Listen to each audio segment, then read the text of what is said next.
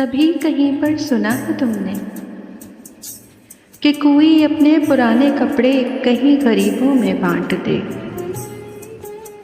और फिर कभी उनसे जाके पूछे कि किसने पहना वो सुर्ख जोड़ा, वो सब चादर किसे मिली थी, किसे मिली मेरी नीली जैकेट।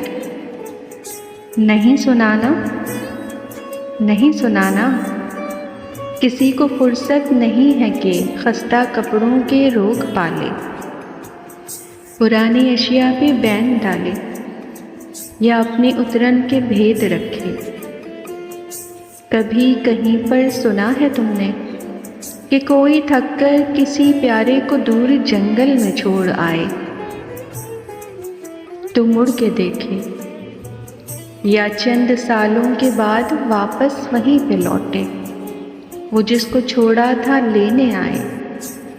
नहीं सुनाना, किसी को हाजत नहीं है कि रफ्तगां का अज़ाब झेले, पुरानी बारी को फिर से खेले। किसी के होने को अपने जीने की शर्त कर ले। इसीलिए तो मुझे ये बिल्कुल फिक्र नहीं है कि कहाँ तुम्हारी उम्र बीती या कैसी हालत में वक्त काटा।